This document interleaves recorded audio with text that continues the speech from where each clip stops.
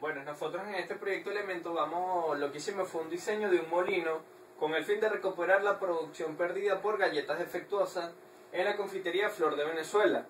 Este diseño fue hecho por William Torres, Wilfredo Vázquez, Edgar Silvera y mi persona, Luis Márquez.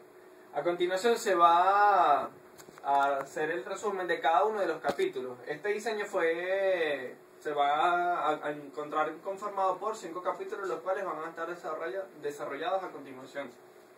En el capítulo 1 tenemos lo que sería el planteamiento del problema. En la actualidad, las tecnologías cambian constantemente. Las empresas se ven en la necesidad de buscar y aplicar mejores prácticas y técnicas con el fin de mantener una buena posición en el mercado y así mantener una alta competitividad, rentabilidad y productividad. Estos objetivos se ven afectados por factores que pueden ser tanto externos como externos, entre los cuales se pueden destacar las pérdidas en los procesos productivos. Estas influyen en la mayor parte de las empresas manufactureras, especialmente aquellas que tratan con alimentos, generando disminución en las ganancias. Ante esta problemática, es importante reducir dichas pérdidas a un valor que sea aceptable, implementando distintas estrategias para obtener el máximo beneficio de la producción. En el ambiente industrial de Venezuela, cada vez es más importante aprovechar eficientemente los recursos físicos y humanos en la producción de bienes y servicios, en búsqueda del mayor desempeño posible, debido al contexto económico que vive el país hoy en día, en donde cada vez es más difícil mantener la producción y calidad de los servicios. Entre las empresas manufactureras que buscan el mayor desempeño de sus recursos se encuentra la confitería Flor de Venezuela Compañía Anónima, una fábrica de galletas ubicada en la autopista centro-occidental Cimarrón Andresote, sector Guama, municipio Sucre del estado Yaracuy. Esta fue fundada hace 48 años en Filas de Mariche, estado Miranda, por el señor Manuel Alonso Pérez. En el año 1981 la trasladan a Yaracuy para agrandar su producción, debido a que el mercado era a nivel nacional y la demanda no se cubría debido a falta del espacio físico. Gracias a su nueva ubicación y mejor infraestructura, lograron abastecer a todo el mercado nacional. Esta es una empresa familiar, la cual no consta de una misión y visión establecida formalmente. Esta cuenta con 2 líneas de producción para los 11 distintos tipos de galletas, las cuales llevan por nombre Novia, Mariela, Campeón, Orinoco, Novedades, Llanera, Limonera, Coqueta, Polvorosa, Teide y Guayaba. Del mismo modo, estas 2 líneas de producción la compañía las divide en 2, que serían la distribución mayorista y la de bajo costo. La mayorista es más costosa por llevar distintos empaques y más cantidad de productos. Es de mayor duración y calidad. La distribución es a nivel nacional por medio de distribuidores confiteros. La de bajo costo es la distribución de tipo banquecero, que se realiza casa por casa, popularmente conocido como sanero.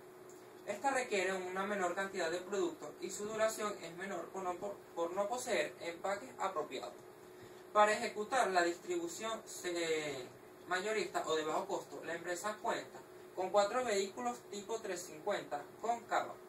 Por otro lado, la confitería Flor de Venezuela consta de 2 mezcladoras industriales, 3 batidoras, 2 máquinas rotativas, 2 hornos industriales eléctricos y a gasoil, de tipo túnel con malla transportadora de 40 metros, con 2 quemadores, 2 áreas de relleno, 2 empaquetadoras y una máquina de termoencogible.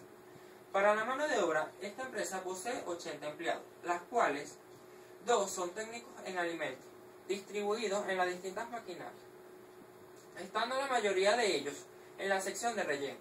El proceso de fabricación realizado para las galletas es el siguiente. El técnico en alimentos prepara la mezcla con los ingredientes en las mezcladoras. Se vacía la masa en unas tolvas y son transportadas por un empleado hacia las máquinas rotativas. Un empleado agrega la masa en las máquinas rotativas, que es donde se hace el molde de la galleta. Una vez moldeada la forma de la galleta, la malla transportadora introduce las galletas al horno a una temperatura de 550 grados Celsius por un tiempo de 2 minutos, a excepción de un tipo específico llamado Novedades, que por ser más grande y de mayor espesor, el horno debe estar a una temperatura de 650 grados Celsius por un tiempo de 3 minutos. Una vez horneada la galleta, sale del horno por medio de la malla transportadora y es depositada en cajones de madera por 24 horas para que se enfríe. Luego los empleados las rellenan según el tipo requerido. Seguidamente, las galletas son llevadas a las empaquetadoras. Una vez empaquetadas, son metidas en sus respectivas cajas. Posteriormente, las cajas son forradas y metidas en bultos. Finalmente, estas son llevadas a los depósitos para su posterior distribución. Esta empresa, durante este proceso, diariamente dispone para la producción 17 masas de 68 kilogramos de materia prima. Por cada masa se producen alrededor de 4.210 pares de galletas, los cuales equivalen a 175.41 cajas de galletas, teniéndose 2.982 cajas o 40 sacos de 45 kilogramos. Este número disminuye ya que en el proceso se presentan pérdidas, las cuales la mayor parte de estas son en el área de relleno. Por ser un procedimiento manual, los empleados, por no poseer el cuidado necesario para el momento de manipular las galletas, estas se rompen. También estas se deben por defectos de fabricación, llámese galletas quemadas, o por no cumplir por los estándares de calidad de la compañía. Ahora bien, estas pérdidas se resumen en 5 sacos de 45 kilogramos diarios, que representan 45.000 bolívares fuertes, y representan un 12,5% de la producción. Es decir, que la empresa solo dispone del 87,5% de la producción para las ventas. Este alto porcentaje de pérdida afecta la productividad de la empresa y por ende su competitividad. Por estas razones es necesario la implementación de un molino con el proceso adecuado de molienda para la tritura de las galletas defectuosas, hasta volverlas polvillo, que sea reutilizado en el proceso nuevamente. Por medio de este molino no solo se disminuirá el porcentaje de pérdidas y se ahorrará dinero, sino que con este se aprovechará al máximo la materia prima invertida. Entre los objetivos de la investigación tenemos el objetivo general, que es diseñar un molino para la confitería Flor de Venezuela, compañía anónima, de tal forma que se recupere la producción perdida por galletas defectuosas. Seguidamente tenemos lo que son los objetivos específicos, que son investigar los procesos adecuados de molienda para pulverizar las galletas defectuosas, definir los elementos necesarios para construir el prototipo del molino y diseñar el molino con todos sus componentes, que se adapte al proceso de trabajo de Flor de Venezuela. Luego tenemos lo que es la justificación e importancia. Toda empresa manufacturera, en especial las que tratan con alimentos, necesitan que el porcentaje de desperdicio o pérdidas en su producción sea lo menor posible, para que esto no afecte negativamente a la empresa. En el ámbito financiero y económico, por lo tanto, se ve la necesidad de contribuir a buscar una solución a la problemática del alto nivel de desperdicio por el medio del diseño de un molino, que no solo disminuirá el porcentaje de pérdidas al triturar las galletas para un posterior reprocesamiento, sino que además permitirá a la empresa con este problema obtener mayores beneficios, al generarse una mayor ganancia debido a este reprocesamiento. Adicionalmente, este molino podrá ser utilizado para desmenuzar otro tipo de materia prima como será el azúcar. Cabe destacar que este diseño proporciona lo necesario para el cumplimiento de dicha tarea de la forma más efectiva posible, teniendo en cuenta que este será sencillo y de fácil manejo. Seguidamente tenemos lo que es lo que será alcance y limitación. Este trabajo de investigación para la confitería Flor de Venezuela pretende brindar una alternativa para aprovechar al máximo el proceso productivo, intentando reducir al mínimo las pérdidas generadas al desmenuzar las galletas defectuosas. Este diseño podrá ser implicado en cualquier empresa o fábrica que posea una problemática similar. En cuanto a las limitaciones, en consecuencia de la situación económica actual del país, donde se hace difícil la adquisición de material y donde los precios aumentan progresivamente, la adquisición del material para fabricar el molino no solo será engorrosa y difícil, sino que también tendrá un alto costo.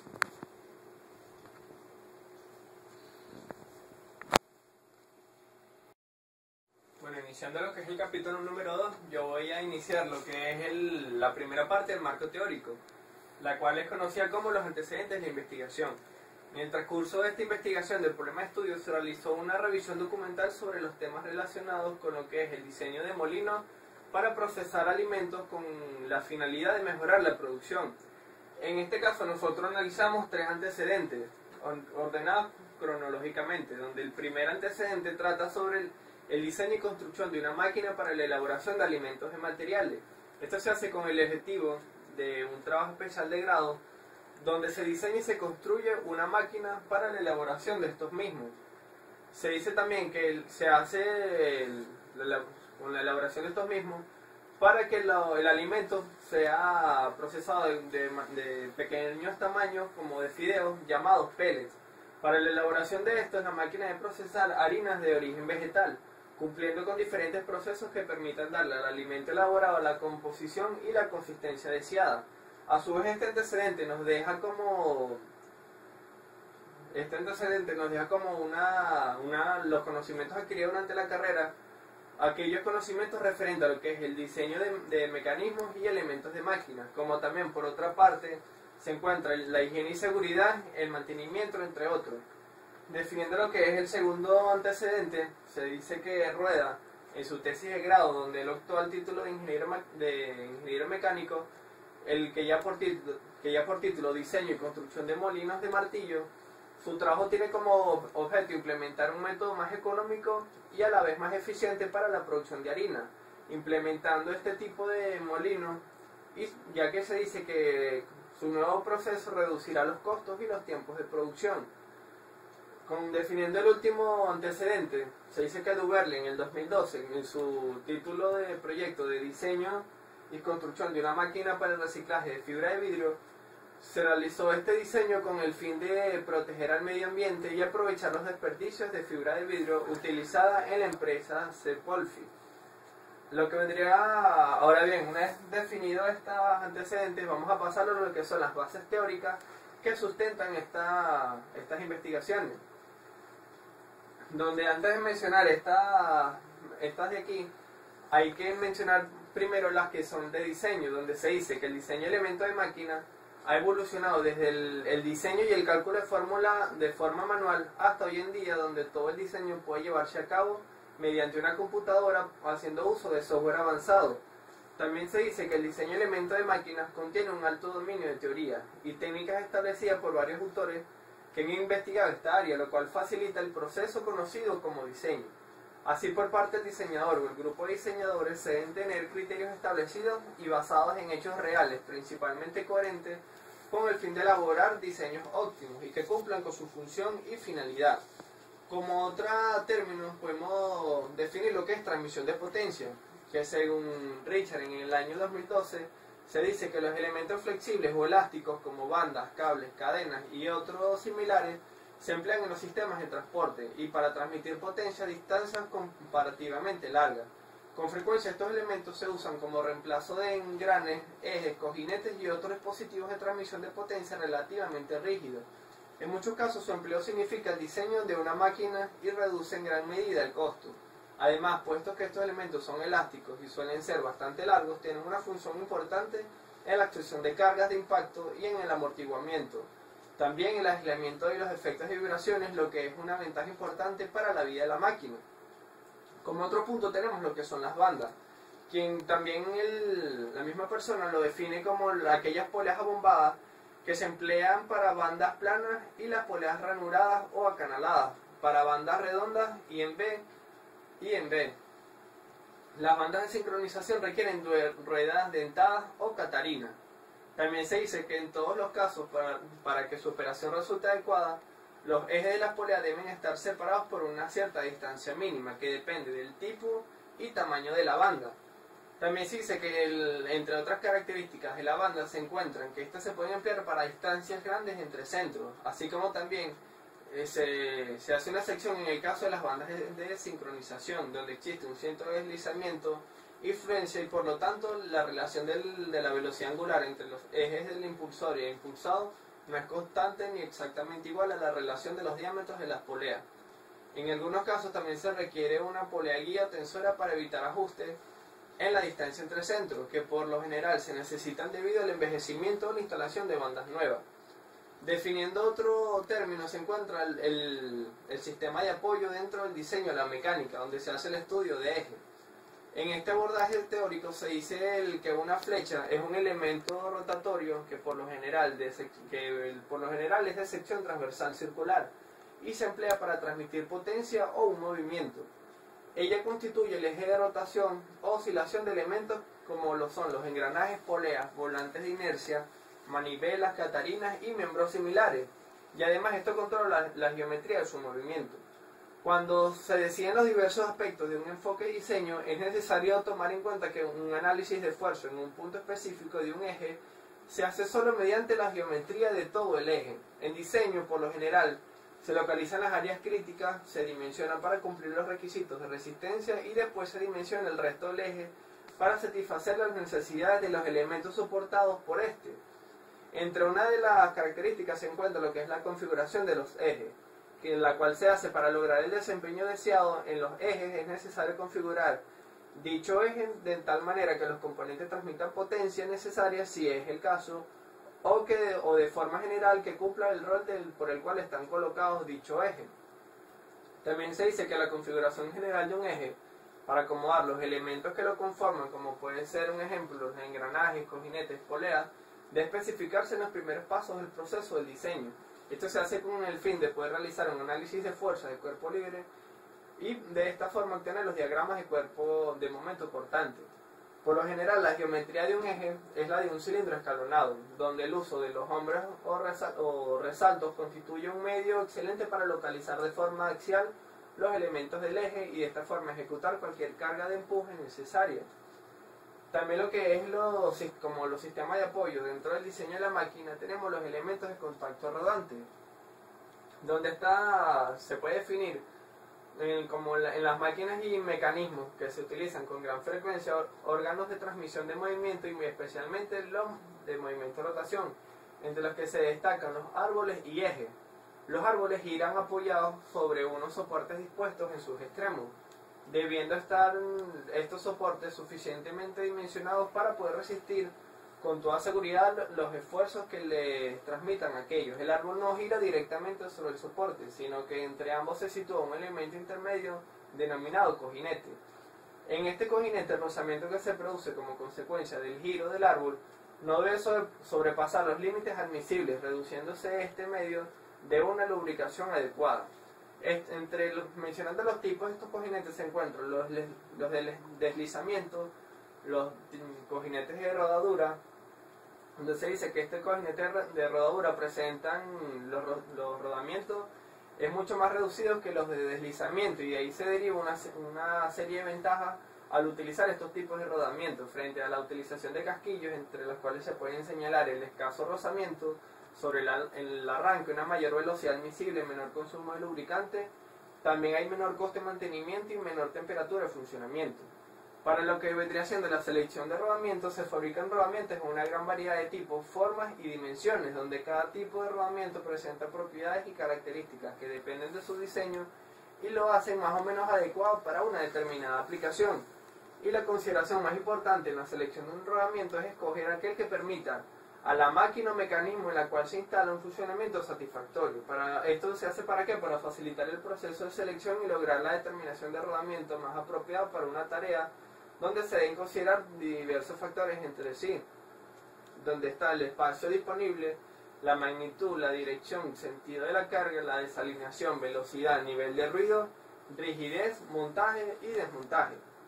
Bueno, a continuación se van a definir en el siguiente punto lo que son las siguientes bases teóricas. Ahora bien, continuando con lo que son las bases teóricas, definimos lo que es un molino.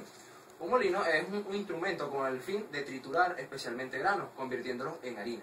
Los primeros molinos fueron de madera, luego de piedra, de ladrillo y por último fueron reemplazados los anteriores mencionados por los de metal liviano. Además, un molino puede ser accionado por la fuerza del viento, agua, un motor térmico o uno eléctrico.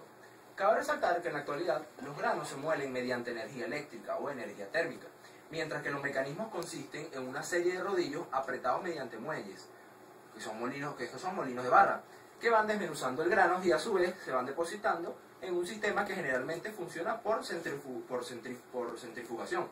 Una de las grandes ventajas de estos molinos modernos es que todo el sistema está cerrado y el polvo de la molienda, que en este caso es la harina, no se pierde, como ocurría con otros molinos, que es una parte importante en los antiguos. Existen diversos tipos de molinos en la industria, los cuales en el último siglo han evolucionado de forma acelerada. Por estas modificaciones, hoy en día se puede obtener más rendimiento, capacidad y velocidad.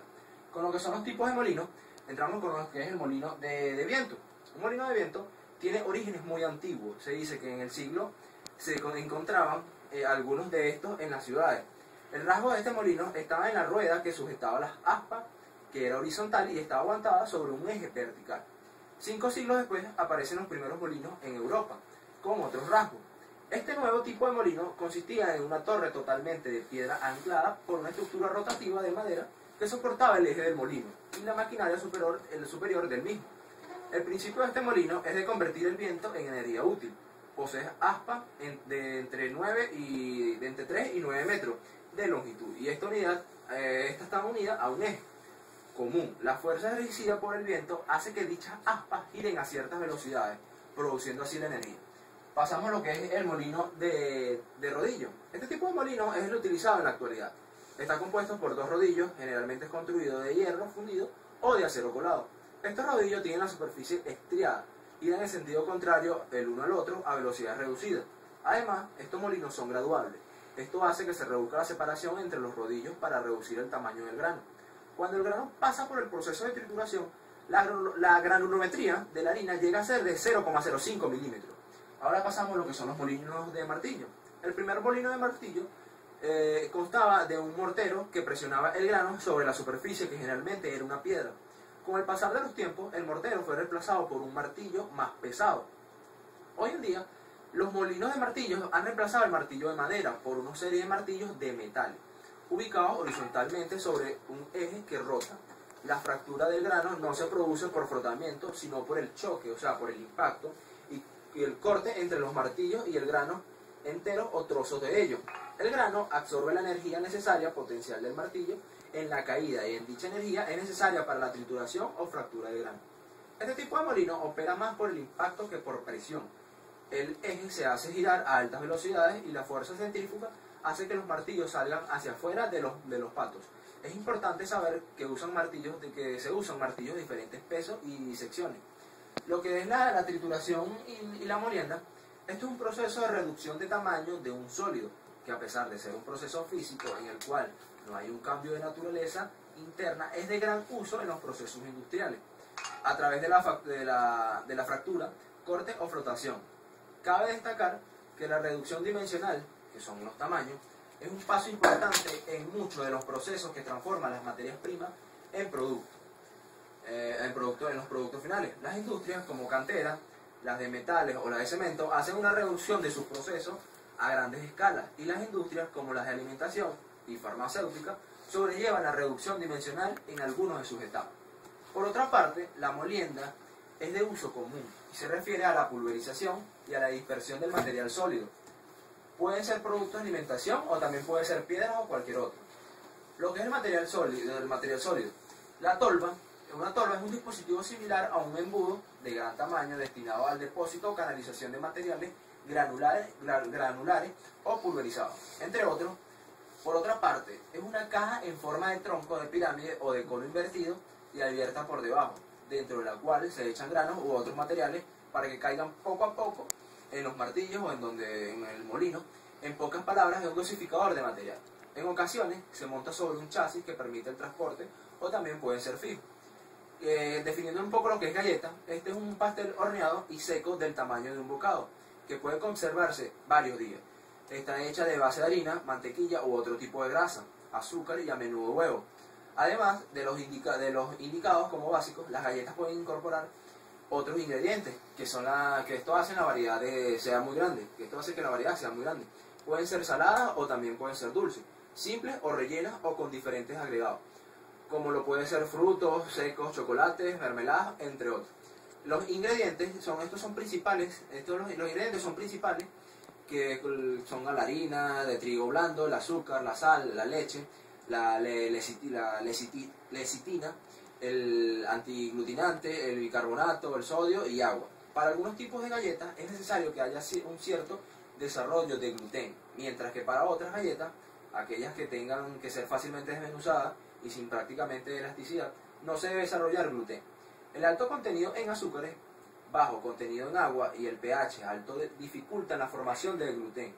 Los esponjanantes, esto se utiliza para proporcionar un mayor volumen a algunos tipos de galletas, tras homogeneizar la mezcla y moldear las galletas, que estas son horneadas, siendo el contenido en agua final de 5 a 2%. Ahora, continuando con lo que es el capítulo número 3, que es el marco metodológico, para la naturaleza de la investigación tenemos que el presente estudio corresponde a un proyecto factible, de acuerdo con el manual de normas para la presentación de trabajo de grado de la UFT, como una propuesta basada en la factibilidad para la resolución de un problema dado. Este puede apoyarse tanto en investigación de campo como documental o un diseño que incluya ambas modalidades. Todo esto tratándose como finalidad satisfacer la necesidad de recuperar la producción perdida por galletas defectuosas en la confitería Flor de Venezuela, tomando como referencia el estudio y análisis de las condiciones y desarrollo de trabajo y el proceso de una de sus operaciones diarias, como lo es la fase de producción de galletas de harina de trigo. Para el tipo de investigación tenemos que el siguiente trabajo será una investigación de campo, ya que el investigador se apersonará hasta el área donde persiste la problemática, lo cual se pretende que el investigador consiga recolectar toda la información que sea necesaria y provechosa para el funcionamiento de los objetivos y de la investigación y del diseño. También se pretende utilizar los datos provenientes de las investigaciones y métodos de otros autores, como lo son el contenido del diseño y la selección de elementos de máquina, así como también los diversos análisis que optimicen el diseño planteado. También se puede decir que el investigador no aspira a ser el autor de estas metodologías, solo utilizará su concepto para solucionar un problema. De acuerdo con el manual de normas para la presentación de trabajo de grado de la Universidad Fermín Toro, este señala que la investigación de campo es la que emplea datos de fuentes primarias, ya que es el investigador quien los recaba directamente. Sin embargo, utiliza datos de fuentes secundarias en ciertas ocasiones. Según lo antes mencionado, el presente estudio se aplicará en el modelo de la investigación de campo, ya que se requiere para la correcta implementación y posteriormente una inmediata puesta en marcha del sistema propuesto. Hacer una toma de información y datos propios del medio donde se desarrollarán los hechos, los cuales serán tomados directamente por el investigador mediante la aplicación de técnicas directas e indirectas para obtener la información requerida para la ejecución de dicho proyecto. Ahora pasamos a lo que es la población y muestra. Bajo el estudio del autor Tamayo Mario, en su metodología aborda lo siguiente. Generalmente estos dos temas se tratan siempre juntos, aunque tienen sus diferencias que conviene aclarar. En algunos casos, al tratar el tema de población, se introduce el concepto de universo, al cual se le da un significado, pero en realidad son diferentes contenidos y tratamientos en razón de los resultados que arrojan.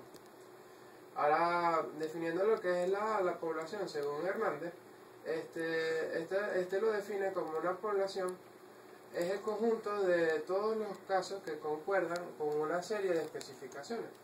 En la presente investigación, la población como tal son los equipos que existen en la fase de la fabricación de galletas de harina de trigo en la empresa Confitería Flor de Venezuela, ya que es el objeto de donde se extrae la información que se decretará la elaboración de este estudio. La población sujeto es el personal que se ocupará de mencionada fase y está compuesto por 82 personas, por el cual se reanudará toda la data e información indispensable para llevar la ejecución de todos los objetivos de la presente investigación. Entonces, de acuerdo con el cuadro número 1, que es la descripción de la población sujeto que existe En la organización tenemos que es el siguiente cuadro, que mencioné anteriormente, que eran de 82 personas. Para el cuadro número 2 tenemos que es la descripción de la población objeto existente en la organización, que serían el cuadro este que vemos de arriba, que son todas las máquinas que posee la empresa, la confitería. Ahora pasamos a lo que es la muestra. El autor Hernández la define como un subgrupo de la población. Se establece que es un subconjunto de elementos que pertenecen a ese conjunto, definido en sus características. La muestra tiene soportes matemáticos de naturaleza estadística obtenidas del aprendizaje de la población, por ende entra en unos límites de error y probabilidad, que se pueden definir de acuerdo al tipo de muestra experimentado.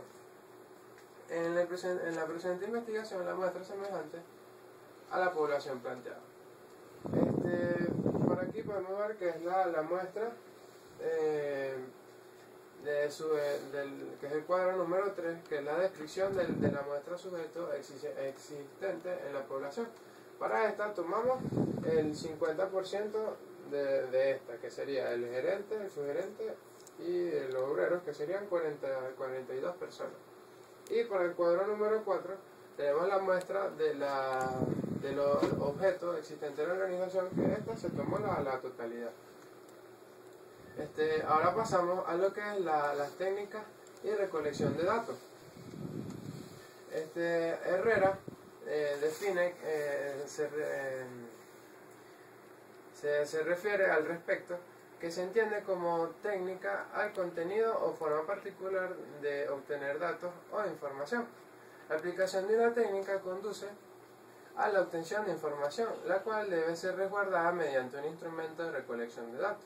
También tenemos a otro, Hernández y otros, establecen que asignar números a objetos y eventos de acuerdo con las reglas. Pero como esta definición es más apropiada para la ciencia física que para la ciencia social. Continuando, tenemos que estos razonamientos nos hacen sugerir que es más adecuado definir la medición como el proceso de vincular conceptos abstractos con indicadores empíricos. Entonces tenemos para la técnica de recolección de datos, tenemos lo que es la observación directa y la entrevista no estructurada. Para la observación directa podemos decir que en numerosas investigaciones que relacionan la resolución del problema, la observación directa tiende a ser la más empleada, ya que aporta una serie de beneficios a la investigación. En este sentido, se tiene que algunas de ellas lo son la incidencia de la conducta de los individuos. Otro beneficio es que gestiona con grandes cantidades de datos y admite material no estructurado. Esta técnica ha de ser ejecutada en la fase de diagnóstico con la determinación de conseguir información relevante sobre los procedimientos usados y buscar cómo representar o imitar estos procedimientos con la máquina a diseñar. Según el abordaje teórico de Hernández, contempla lo siguiente.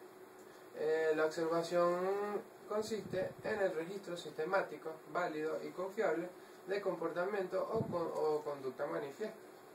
Puede utilizarse como instrumento de medición en muy diversas circunstancias. Ahora pasamos a la entrevista no estructurada. Según Goetz y otros, estos definen la entrevista no estructurada. Destaca la interacción del entrevistador e entrevistado, la cual está vinculada por una relación de personas a personas cuyo deseo es más entender que explicar, por lo que se recomienda formular preguntas abiertas, enunciarlas con claridad, únicas, simples y que impliquen una idea principal que refleje el tema central de la investigación. Esta importante técnica será utilizada en la fase de diagnóstico para entrevistar al recurso humano que se ocupará de la ejecución de fabricación de las galletas de harina de trigo para el entendimiento de sus diferentes métodos de fabricación de dicho producto para los casos actuales y sus distinciones, así como los tipos de galletas a fabricar y las necesidades básicas para la ejecución óptima de esta tarea, tiempos de ejecución desde el punto de vista de la elaboración de la mezcla hasta el proceso completo, que es la fabricación de las galletas de harina de trigo, y cualquier otra información o dato necesario que sea útil y que permita la realización de la presente investigación. Continuando con lo que son las fases de la investigación. El rumbo de la presente investigación será puntualizada por 3 fases, que son el diagnóstico, la factibilidad y el diseño, las cuales indicarán el trayecto que el investigador deberá seguir para cumplir la finalidad de la mencionada investigación, que es la resolución de un problema. Por medio de esta fase se hará la ejecución y automatización de los objetivos específicos planteados, con estos al cumplimiento del objetivo general de la investigación. En la fase 1, que es el diagnóstico, esta fase de la investigación se comienza dando ejecución con el objetivo específico primero, el cual es escoger un proceso adecuado de molienda para pulverizar las galletas defectuosas en relación a producción total de galletas, para reconocer así las pérdidas de producción que posee la empresa al momento de fabricar las galletas. Para formalizar con este objetivo es necesario hacer aparición al sitio de los hechos, es decir, ir al sitio donde se presenta el problema y la necesidad no cumplida, y contemplar cuál es la situación actual y si es necesario hacer estudios que determinen para así comprender la existencia vivida. En esta fase se desarrolla una estimación de la situación actual del proceso de fabricación. El proceso de fabricación implica el recurso humano con la maquinaria, ya que se divide en el proceso en 4 etapas, que es mezclado, horneado, moldeado y empaquetado, donde cada una de estas son realizadas mediante una máquina, con el fin de facilitar el trabajo. Los procesos antes mencionados son realizados por los empleados, con experiencia en esto, ya que es una tarea laboriosa que implica la precisión de cada una de las etapas antes mencionadas. A continuación, se citan las actividades a desarrollar en esta sección, que será determinar en forma general el proceso de fabricación de galletas de harina de trigo, realizar un recorrido por cada una de las etapas de fabricación de las galletas, determinar si el personal de esta labor posee las técnicas experimentales sobre cómo fabricar las galletas, determinar qué cantidad de personal existe en el proceso de fabricación de galletas de harina de trigo, evaluar qué partes del proceso son susceptibles a ser mejoradas, levantar las pérdidas de producción en la etapa de fabricación de galletas de harina de trigo. Seguidamente tenemos que determinar el promedio de pérdidas de producción en la etapa de fabricación de galletas. En la fase 2, que es factibilidad, la viabilidad de este proyecto va a estar sometida a varios aspectos, entre ellos los más importantes para la empresa Confitería Flor de Venezuela. Serán los aspectos técnicos, infraestructura, a cuanto a servicios instalados, servicios públicos, espacios, medios ambientales y los aspectos económicos. Y estos serán recursos económicos para la creación del diseño a realizar. También se tiene lo que es la factibilidad operativa, el cual consiste en definir la mano de obra requerida para la creación de este proyecto, los cuales fueron abordados anteriormente. Los lineamientos trascendentales para el consentimiento o rechazo del proyecto de un molino que reduzca las pérdidas de producción de las galletas defectuosas. De esta forma, se dará ejecución a la explicación del objetivo específico, que es determinar la factibilidad operativa, técnica y económica de implementación de la propuesta, para así determinar la viabilidad de la presente investigación. En la factibilidad técnica, la presente investigación se debe definir para estimar si el equipo está utilizable y si tienen las amplitudes técnicas establecidas por cada alternativa del diseño que se esté motivando. Determinar si la empresa tiene el personal que consta con la experiencia necesaria para diseñar, implementar, operar y mantener el sistema propuesto. Especificar si la empresa posee los insumos o materiales determinados y obligatorios para la elaboración del diseño.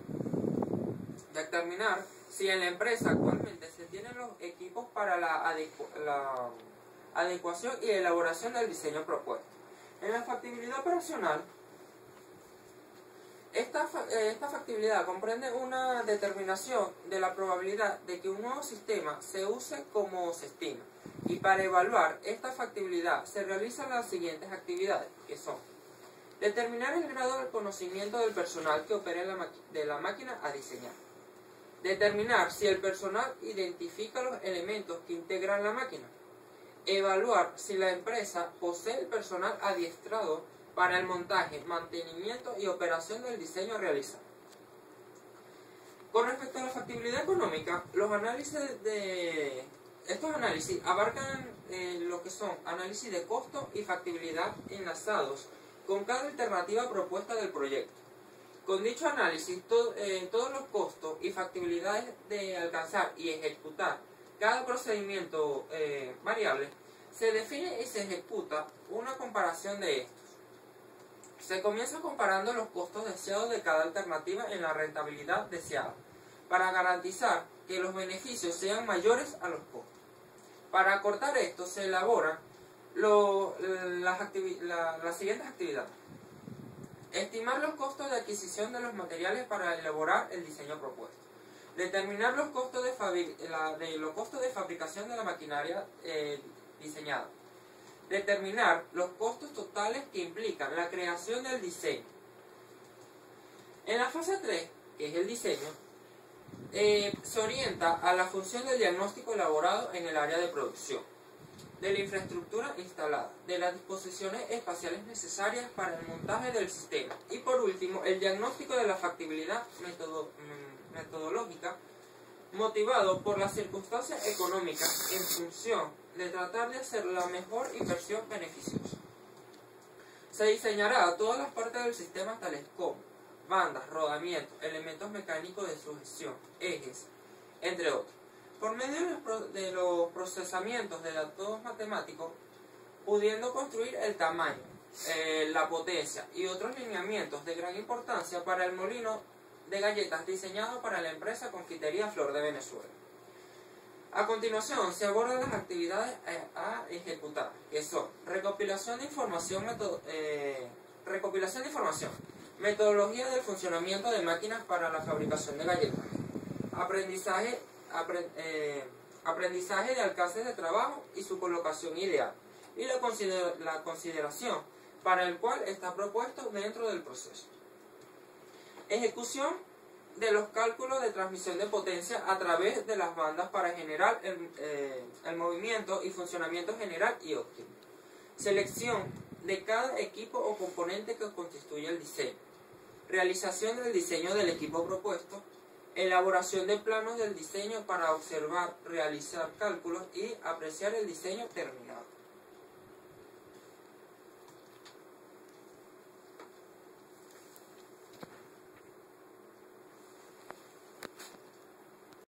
Siguiendo con lo que es el capítulo número 4, que es la presentación de los resultados, el presente capítulo se establecerán los resultados adquiridos durante la fase del diseño.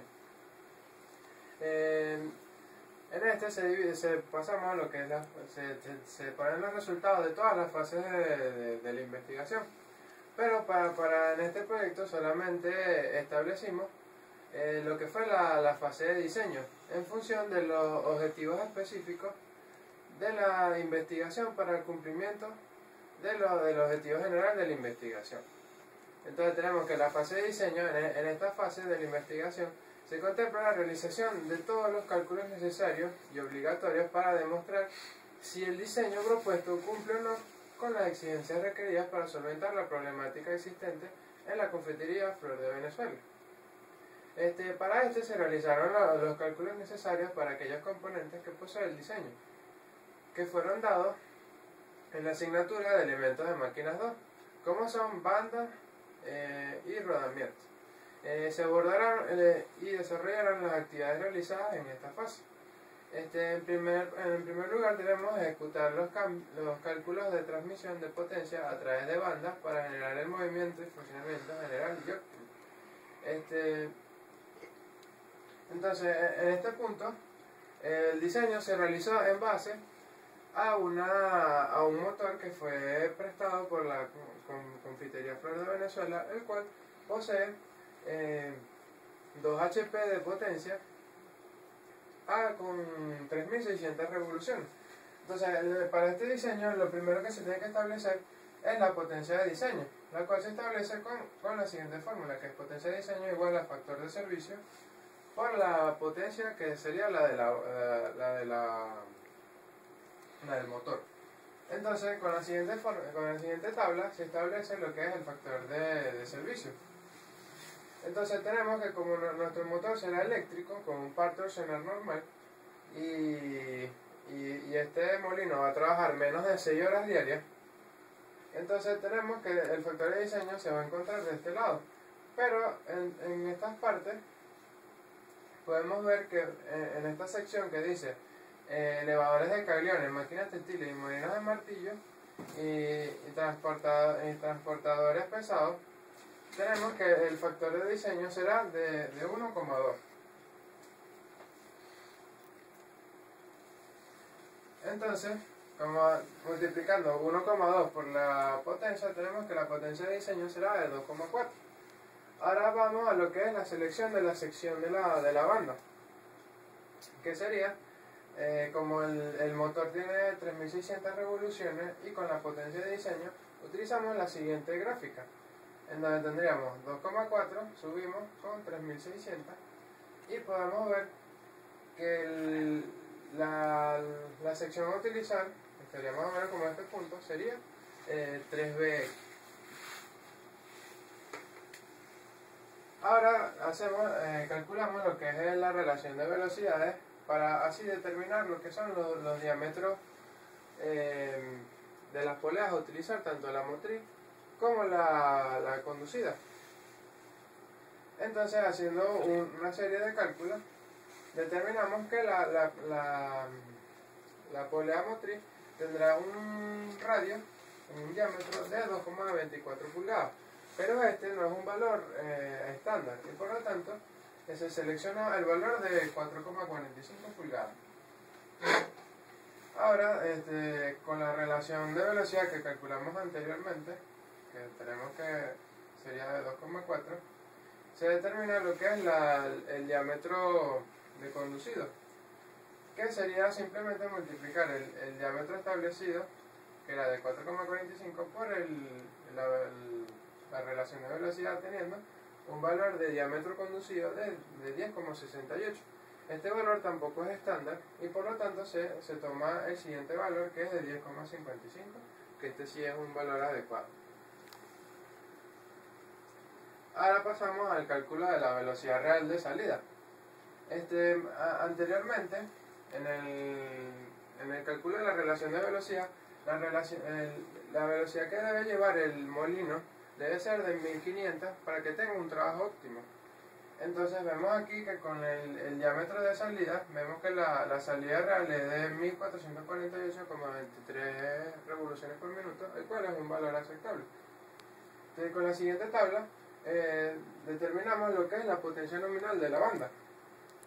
Y tenemos que sería de 6,99 kW, que al transformarlo a HP tenemos que es de 9,37, y podemos asumir directamente que solo se va a necesitar una banda para cumplir con los requerimientos. El siguiente paso es determinar la distancia del centro con la siguiente fórmula, y el valor de esta debe estar entre 10,55 y 45 pulgadas. Y tomamos un valor de 25 pulgadas, ya que no hay restricciones de espacio. Ahora vamos con el cálculo de la longitud. Tenemos de la siguiente fórmula, tenemos el resultado, que es de 73,92, el cual no es un valor estándar, y el valor adecuado se busca a través de la siguiente tabla, que tenemos que para correas 3B y 5B, tenemos que el valor que más se acerca es de 75 pulgadas. Luego calculamos la distancia entre centros real con una serie de fórmulas y obtenemos que es un valor de 25,54. Calculamos el ángulo de contacto, que tenemos que es de 166,28. Luego procedemos a buscar lo que es el factor de corrección con la siguiente gráfica. Ahí, utilizando ese ángulo, Y con la curva determinamos que el factor de corrección será de 0,965. Ahora pasamos ya a la parte final del diseño de la banda, que sería establecer el factor de corrección para la longitud. Entonces tenemos que con 75 pulgadas y la curva de la sección 3 en B tenemos que es un valor de 1,038. Ahora calculamos lo que es la potencia corregida y tenemos que la potencia corregida es igual a 9,38 HP. Y bueno, llegamos a la conclusión que ya mencioné anteriormente, que solo se necesitará una banda para este diseño.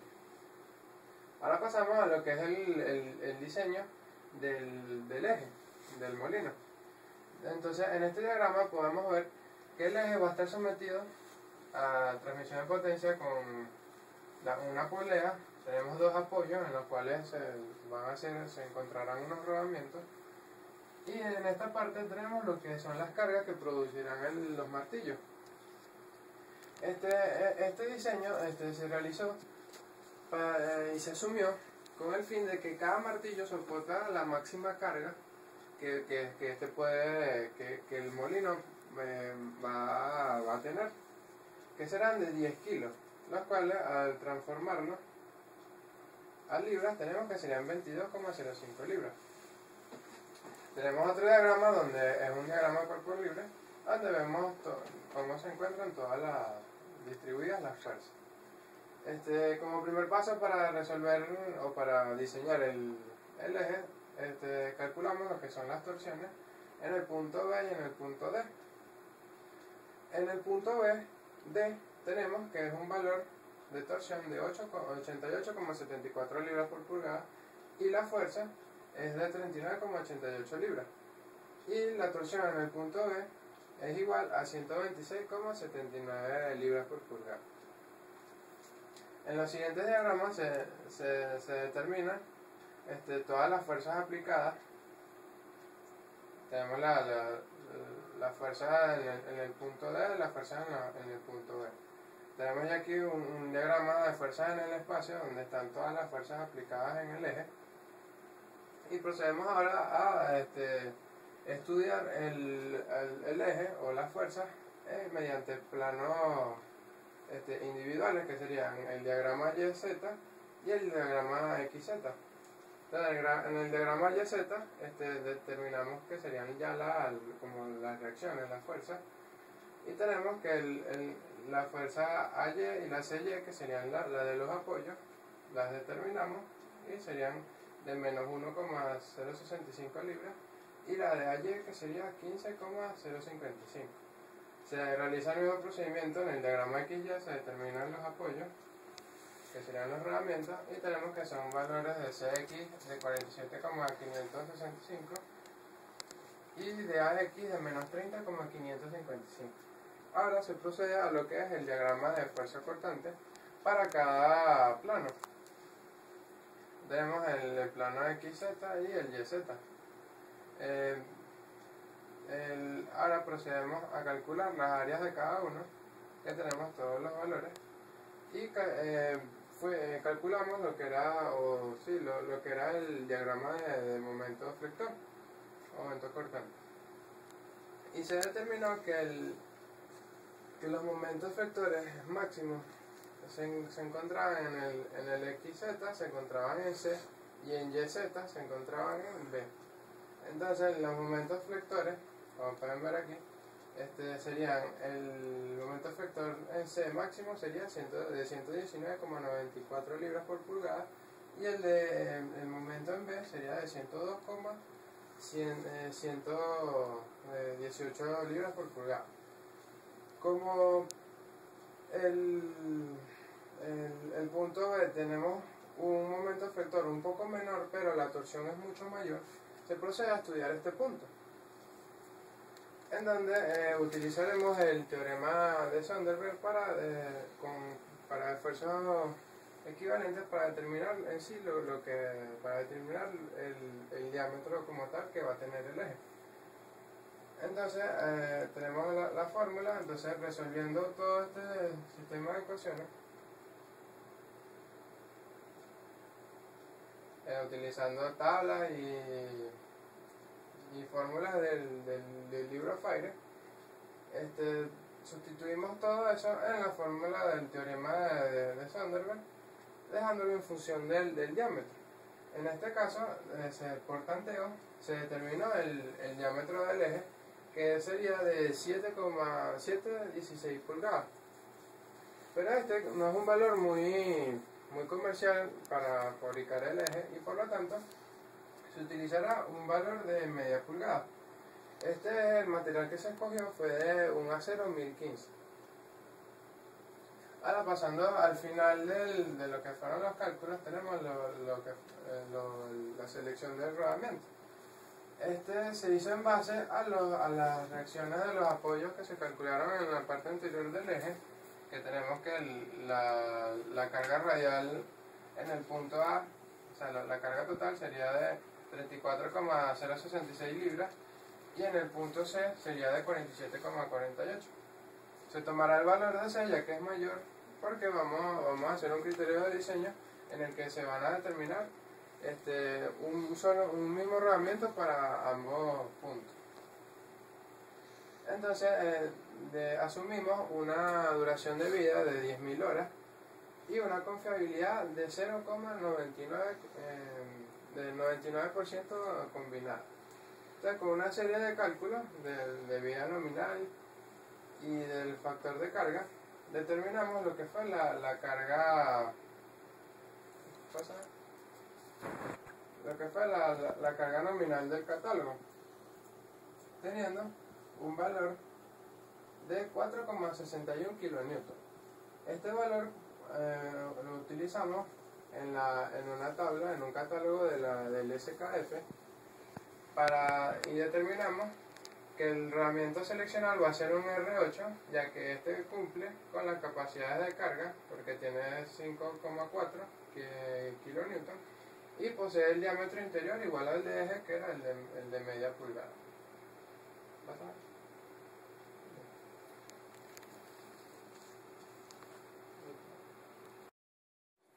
Bueno, finalizando lo que es el capítulo 5, en la parte de las conclusiones decimos que el objetivo de esta investigación estuvo enfocado en solventar la problemática que expone la confitería Flor de Venezuela, de recuperar la producción perdida por galletas defectuosas a través del diseño de un molino de martillo.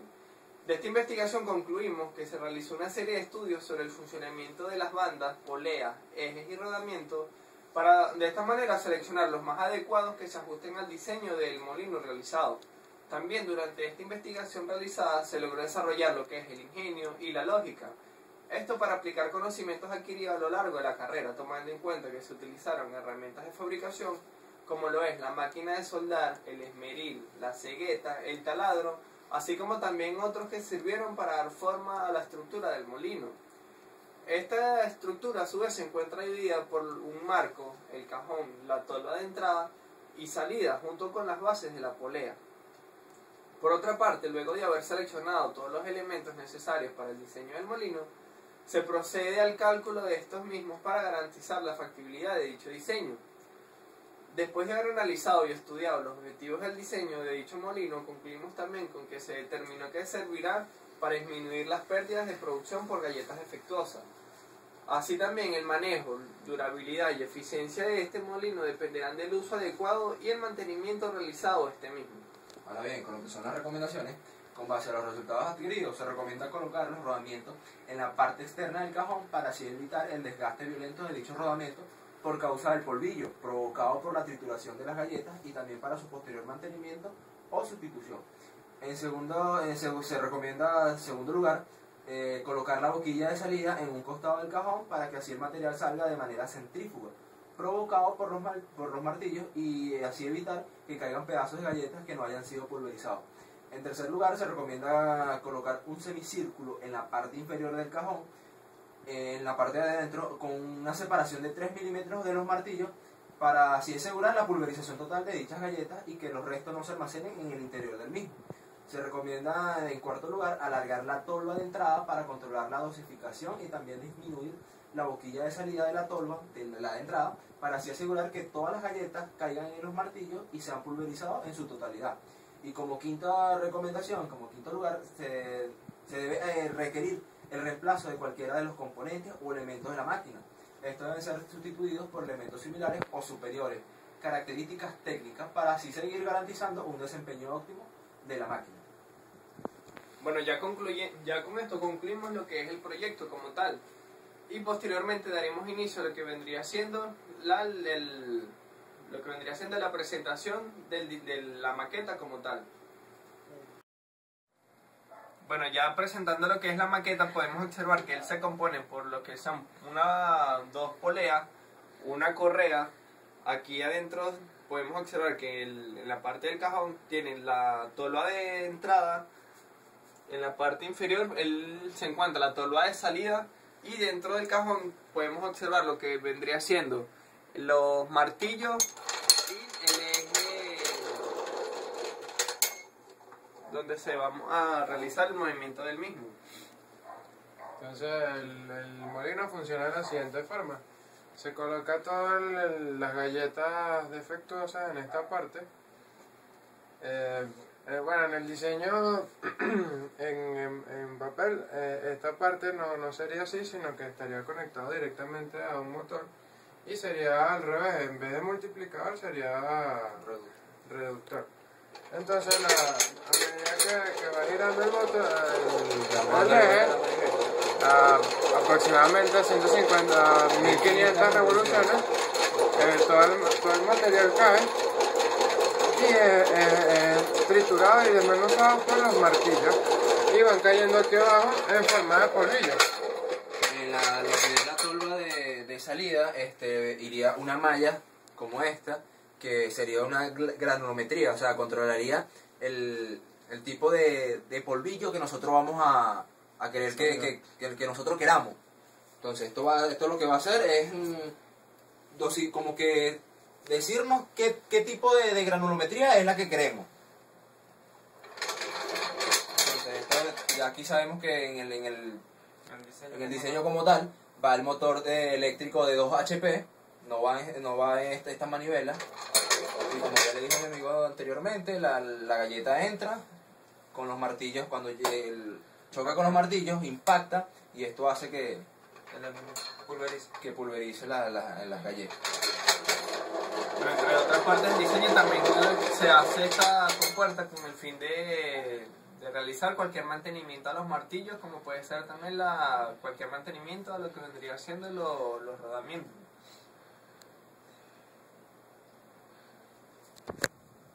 Bueno, esto ha sido ya todo lo que sería la presentación de nuestra maqueta. Espero que les haya gustado nuestra defensa y muchas gracias.